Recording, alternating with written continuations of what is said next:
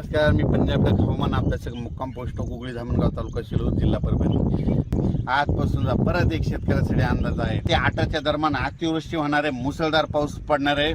म्हणून मुंबईच्या सर्व जनतेने काळजी घेण्याचं हे करावं.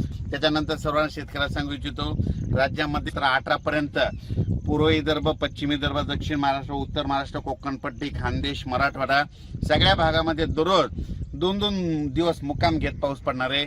म्हणून हा अंदाज लक्षात घ्यायचा.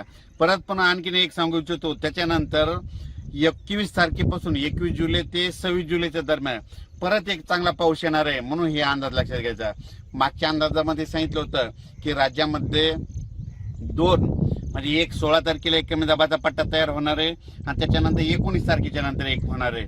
आणि हे 2 देखील कमी दाबाचे पट्टे झाल्याच्या नंतर ते महाराष्ट्रामधून जाणार आहे. आणि योगायोगाने तुम्हाला एक सांगतो, आता सध्या पंढरपूरची यात्रा आहे. हा पंढरपूरच्या यात्रेकडे म्हणजे आता 15, 16, 17चा पाऊस पंढरपूर, सातारा, सांगली, सोलापूर, कोल्हापूरमध्ये तिकडे देखील पडणार आहे. परभणी, नांदेड, बीड, जालना, संभाजीनगर, नगर जिल्ह्यात देखील चांगला खूप पडणार आहे. त्याच्यानंतर बीडमध्ये, लातूरमध्ये, तसेच सातारा, सांगली, सोलापूर सगळीकडे.